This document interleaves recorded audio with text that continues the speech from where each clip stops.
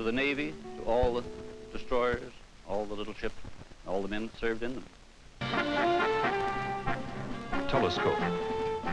Brought to you by General Motors of Canada, makers of Canada's most popular cars and trucks, and Frigidaire appliances.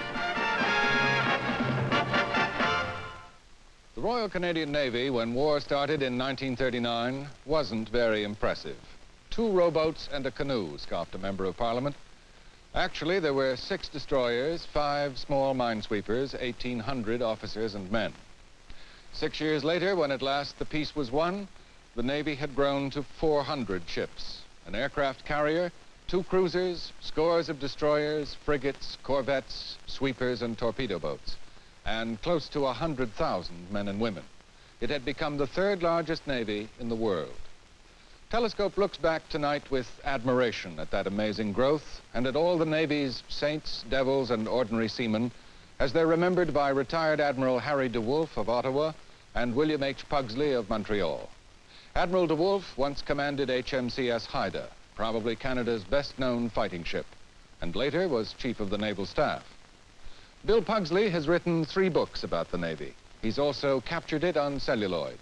Film shot during his wartime years on the lower deck, but stowed away these past 20 years and never publicly shown. Telescope presents the best of Pugsley's film in this account not of high strategy and great sea battles, but of the gray little ships and the farmers, miners, and office workers who wear the wartime Navy. Right after this message.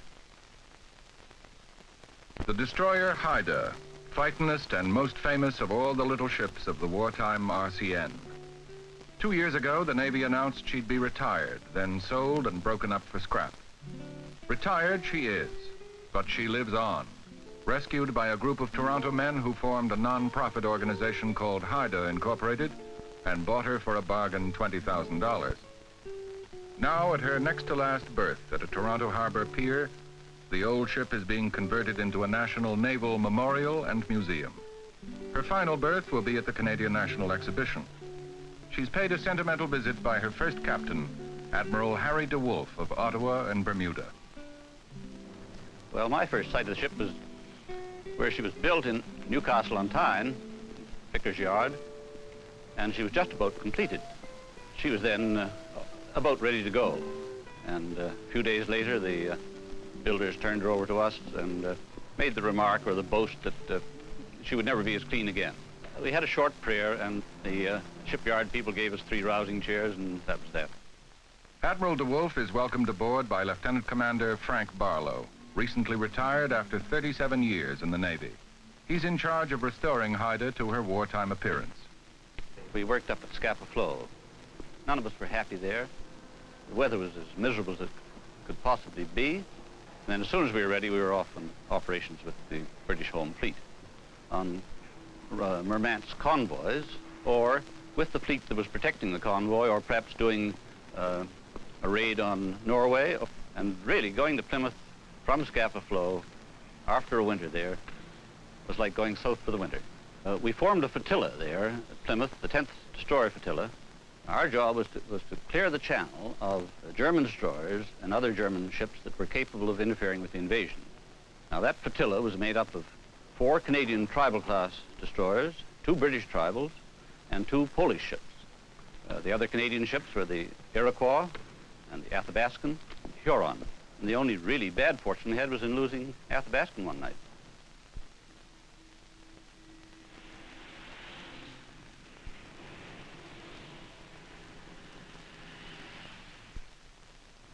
Normal operation was to leave harbor at dusk, go down the swept channel away, and then at dark cross over to the French coast.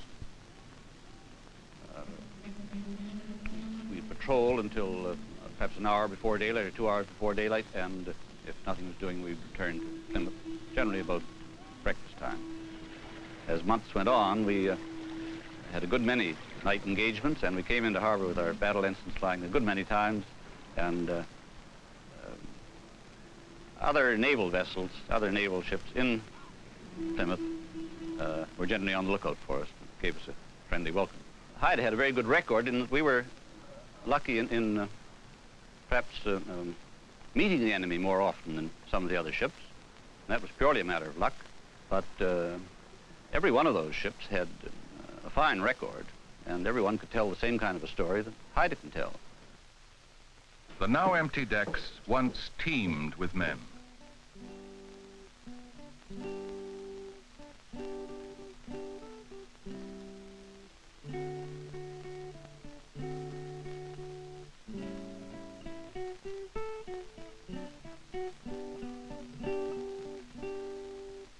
Each morning, right after breakfast, hands fall in, and for every hand, a specific job.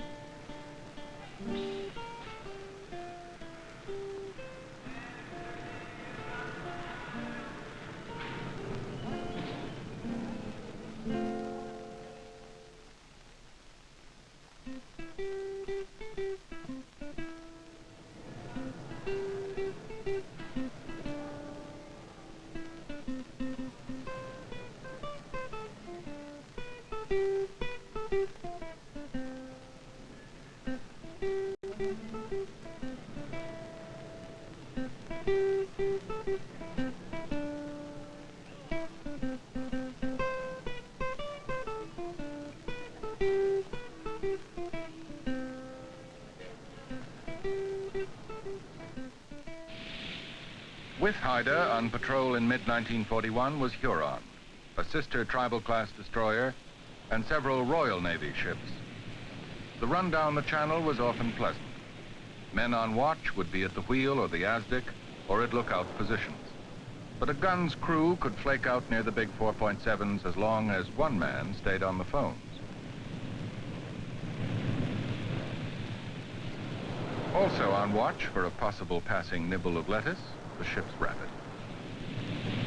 Some days it all seemed fun, with comics to read, a ship that sometimes didn't roll and could live up to her Greyhound reputation. It was fun in spite of occasional messy jobs such as tightening fuel oil connections. Ah, but that was for stokers. Haida was a happy ship. Hard over Harry, they called the old man, meaning that whenever Captain DeWolf altered course, he always ordered the ship's wheel over as far as it would go. He didn't really, but then almost any change of course in a fast destroyer can wreak havoc with the crockery.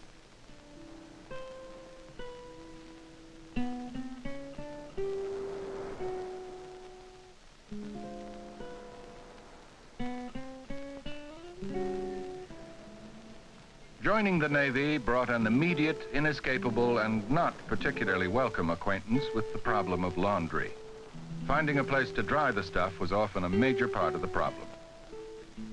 The upper deck abaft the forecastle more or less belonged to the crew, just as the after part of the ship was officer territory. It was a place for natter, skylark, and occasional exercise.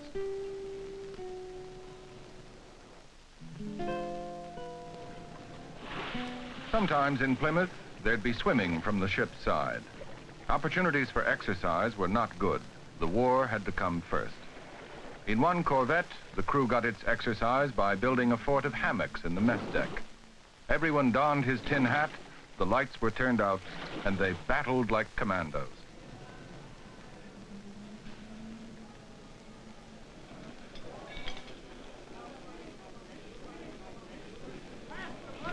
The close, cramped mess deck life wasn't easy, but most of the men were at an age when comfort counted for little.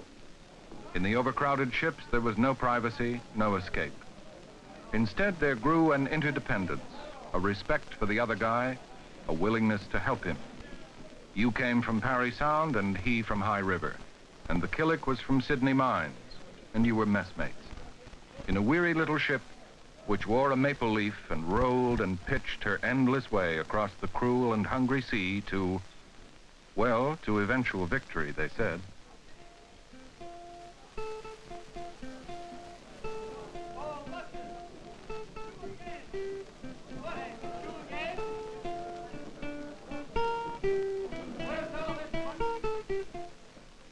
Telescope returns to sea with the Royal Canadian Navy in just a moment. Many ships were needed, and at the start of the war, there were almost none to be had. The RCN did the best it could. Merchant ships, such as Prince Henry, were converted into armed merchant cruisers. Canada's few destroyers were sent to Britain in her desperate need. Here, Ret'd leaves for Europe on January 15, 1941.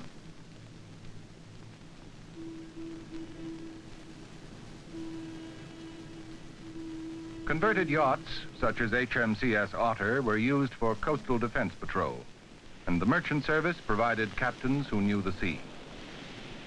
Was this an examination vessel? Anything that floated was pressed into service.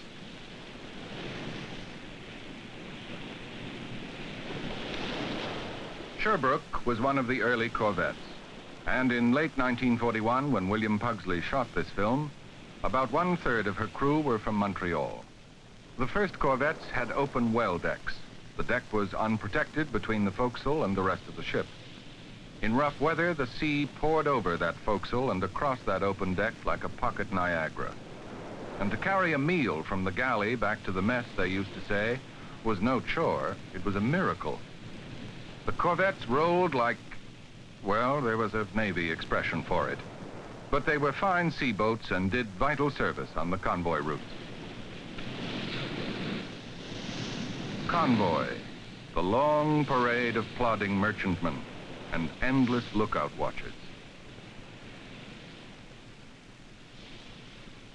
Newfie-John, the harbor of St. John's, Newfoundland, where house and streetlights still shone openly at night. Crammed with shipping, bleak in many seasons, but a more than welcome port at the end of a convoy crossing.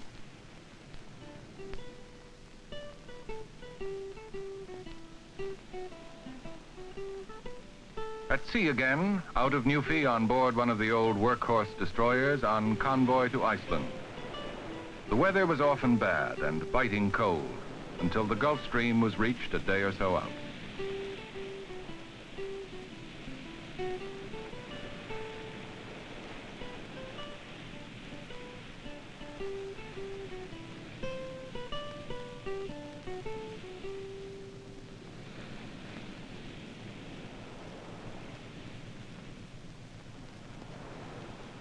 And then, Hvalfjord, Iceland, junction point on the convoy route.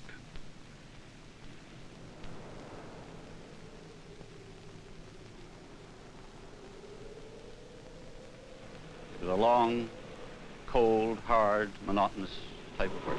I don't think anybody liked it.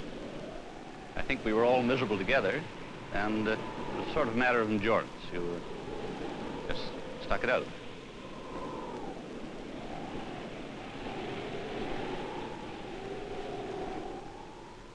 Safe back in harbor, and top priority goes to repair of storm damage. At year's end in 1941, the old destroyer Saguenay took a tremendous beating from the sea. Even her bow, a new bow she'd acquired after being torpedoed, began to work loose. This is storm damage to her portside boats.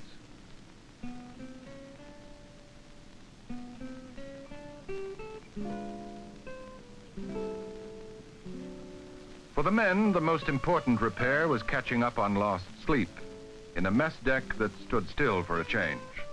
Soon there'd be new sailing orders.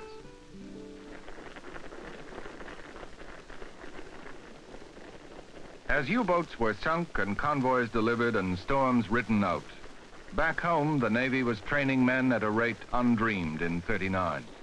HMCS Naden at Victoria was a major training establishment. A man did more physical jerks and doubling in his first Navy days than he'd ever do again. Ever.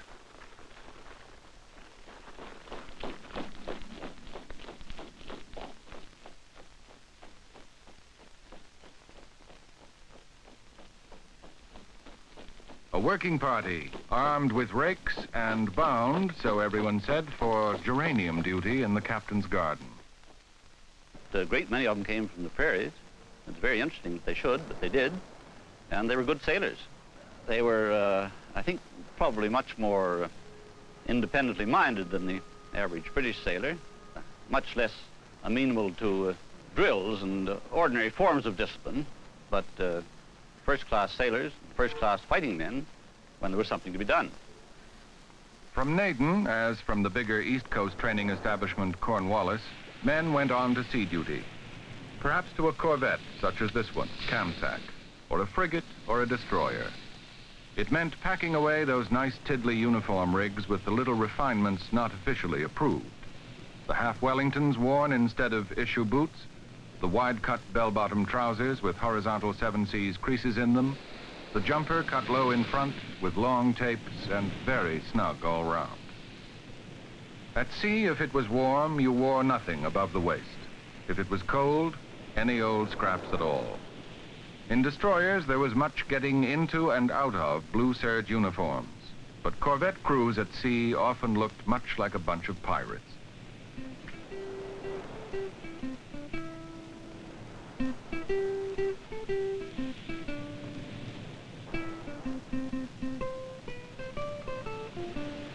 The seaboat was something of a symbol. It was turned out on leaving harbor and would not be turned in again until the ship was back in port. For seamen, the trip would be the usual watch routine of 4 hours on and 8 off. The 8 off meaning work on deck, gun drills, getting meals, cleaning up the mess, and sleep. Signalmen on the bridge had the same watches. Their task was to catch all signals from the Convoy Commodore or other escort ships.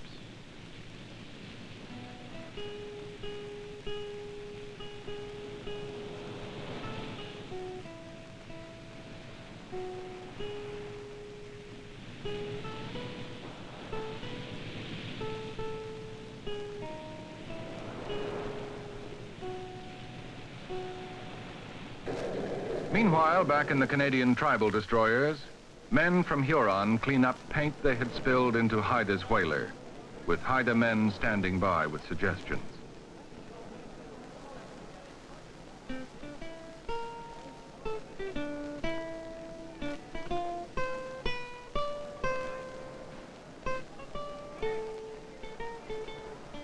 More serious moments could come suddenly on any of the night patrols out of Plymouth, as when Athabaskan was lost. Admiral DeWolf remembers. What happened, we don't know to this day, whether she was torpedoed, or whether she drifted onto a mine, or whether she blew up internally. We continued on after the other two destroyers. One tried to double back, and we were able to sink him, and the other one got away. We then went back and looked for survivors from Athabaskan. We stopped in the middle of them, and started taking them in over the side with scrambling nets and so on, and we lowered some boats. And as daylight approached, I felt we had to get out of it, so we left quite a number in the water. Second to none among the risk-takers of the war at sea were the 3 officers and 28 ratings in each of the 8 Canadian MTBs operating out of Brixham in southwest England. Each boat had 4 engines. At cruising speed of 24 knots, the gasoline consumption was 200 gallons an hour. And at top speed of over 30 knots, the consumption was astronomical. Patrolling off the French coast, their only safety was in their speed. Their only armor, some mattresses around the control positions. Then, suddenly, D-Day. A score of Canadian minesweepers were in the van of the invasion fleet. The vast array of transports with their barrage balloons. A token that the end of the war was perhaps in sight.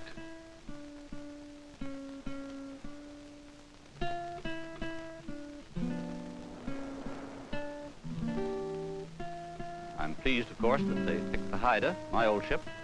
I'd have been sorry to see her go to the scrapyard. They could equally well have picked any other ship. I think the great thing to remember is that this is a memorial to the Navy, to all the destroyers, all the little ships, all the men that served in them.